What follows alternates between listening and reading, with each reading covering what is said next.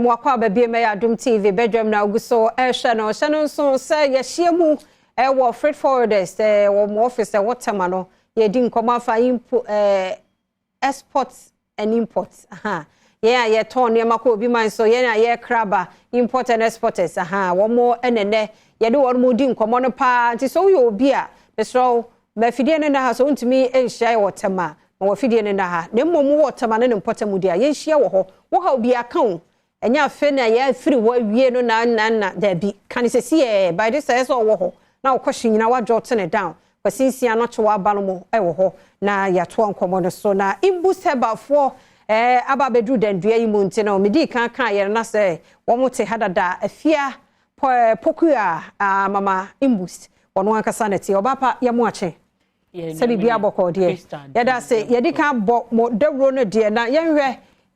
nyon ne posi ni edro no papa mpacho yentie na danse na ba na yentie de ekro merasi minu yaba ebusiafo na no pan so ye de nyame asibie mu wo ni awaya ma ye ho abo ye ho ban de ne so ache ye na anopan so nam Imboost so ama ya pomoden soron kokra eninti de bi e kasa enionyam enka ye nyankopon ti asefo no ebi anane de edi kan a wo hye ye ne a Imboost Herbal mixture efri sharp herbs ena ye de abedwa so police ni a wo Ghana mamu heya ye mamu heya ena nyame nam ne so a ode sa edro nwanwaso yi abedwa so na edro ne ye hahama enubra enuahini ena ye de aye na won saka edro ni bi na se wonom a ebo nipadua ne papa ye nipadua ye kwa ye ba ye sin ye adwuma ye didi ye nom ye homemframa ye nkasa krampo nei ye suban ne ani ye bintinuane a ye di ye mframa ye hom ye nsu a ye nom nyina no esa kofa yare e de abre ye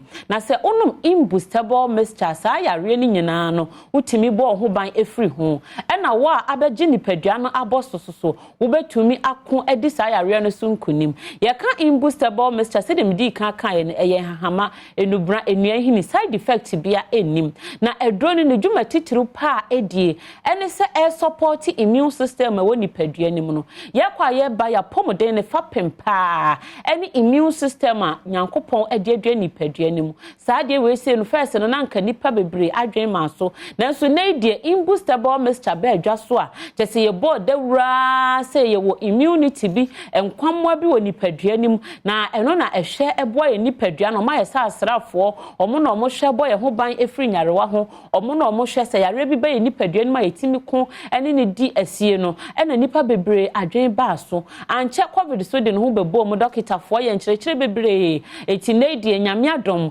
immune system anasa nkwamwa no ya adwen aba so na no peme mo wo hu se aname mo ate asie se wa nipadua no na pomode ne fapem ene Imboost Herbal mixture anasa immunity ne wo nipadua nim no Imboost Herbal mixture ena ema immune system no ahoden etisem kasa unipadua no na pomode fapem eno no anache sesa na mepese mekire ye ka Imboost Herbal mixture eboa immunity no ema ne tumi nya ahoden ma papa etise wonum Imboost Herbal mixture abon se unipadua ne de bia ewa pomode ewa ahoden ena se nkwamwa ne so wa ahoden a yare entumi ntina nipadua nim etise wonum Imboost Herbal mixture yare entumi entina nipadua nim esan se ama immune system na ahoden a ebetimi akon adinyarewa nyina eso enkunim enye no nko eboa ma moja edi afurusane ye woni padua nim pa ye woni pa bebra omomoja na entumi ndi afurusane ye bebre moja no ada abobo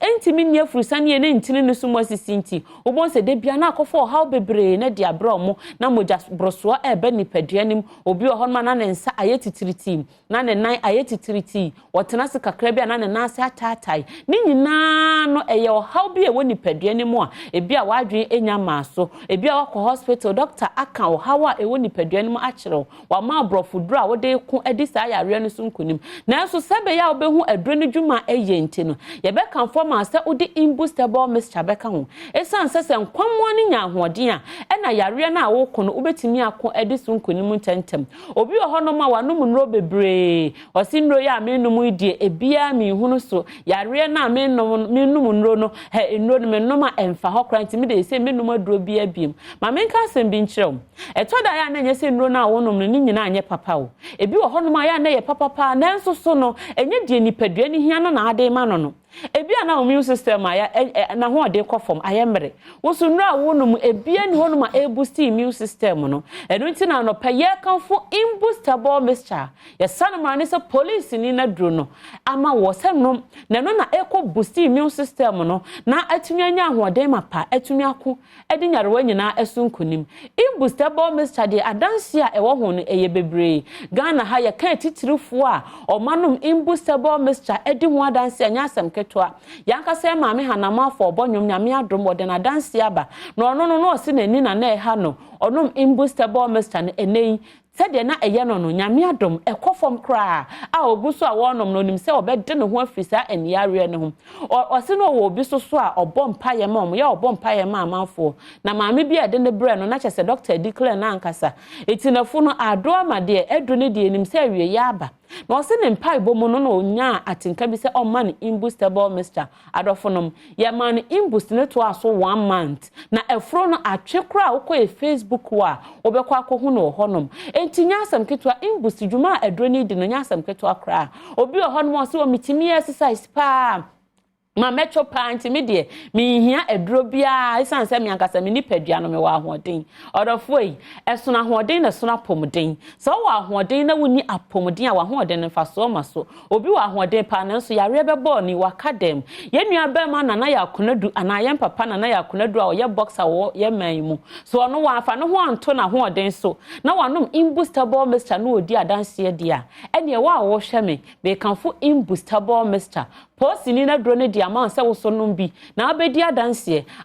bebre na wa adro yi ho wo ma o mu liver no more problem o ma o mu kidney no more problem o ma more diabetes pressure yare bebre ayentimi mu boni nyina so na de ye ka ne se nipadua no kwam wo mu nya ahoden a yade entumi entena nipadua mu adro hye ne nso se de esi wono sa na tie pepepe e hye green and white box mu okwa ya tro Imboost ne kase ade agu hom nyame ya wadom na won saka bia bottle ketwa na ehye so na cup ketwa na ehye so no bo modern nanum 2 anopa 2 area 2 anwumre ebeboa wadi wakagina mu pa ama wo yade bia wo kono watimi adisu nkunim ebia na wo pressure adro bia wo no ma doctor adro ebia wo diabetes adro bia wo no ya adro bia doctor de ama wo no enchiri Imboost Herbal mixture na de ye ka ne se wo no Imboost Herbal mixture no pa ansa na wadidi na nsa wo no ma 1 hour time ansa na wadidi afi na wo doctor adro no so wanom na aboa amwatimi akon edu yare bia wo kono esunkunim ntentem so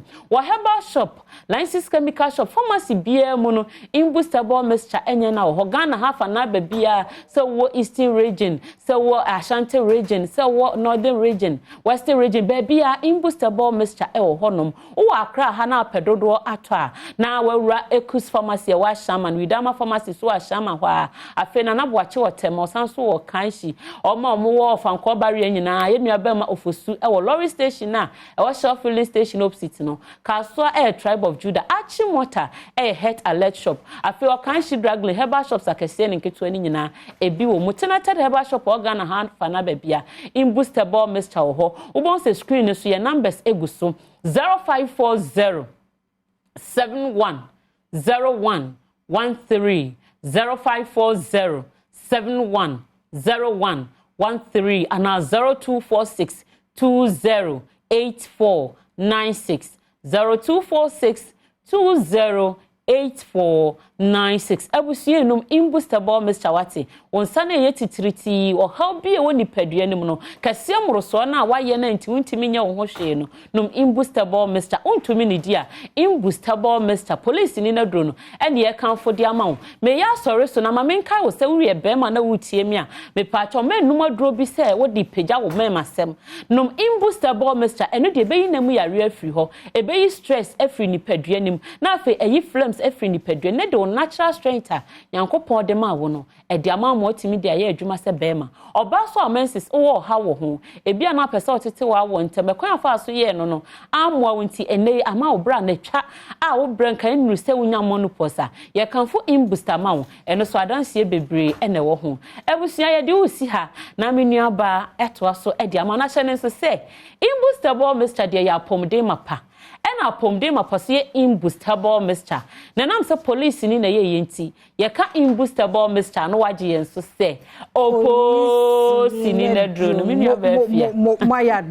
maya de panti no Dominion Herbal Center for ena ye te wo monka no Imboost ye nam de makwa akofra fa cheme enti Imboost for eni afia pokua ye mama Imboost ono akasa ne yete no enka no enti number ni e wo screen na se de 0540710113 0540710113 ana 0246208496 0246208496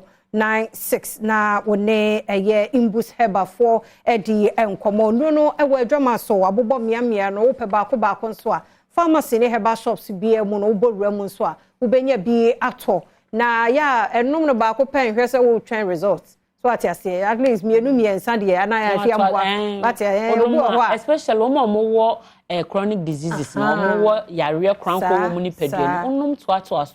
afi obi oso so timi to aduro bi obenum 2 cups per say oh me de obi to say 1 cup per na agi ni ntino obi ani ni pedua ni ntino no to aso ne beboa sa na say we mean wisdom no system no kwa de ese de bia no boost no so atiase ha tiafia ni emfa unsi ha ya da se papa panti Mr. na efiada you din from Jordan de kosi na no pe ya make say no so flashing nyina out na we boost your immune system no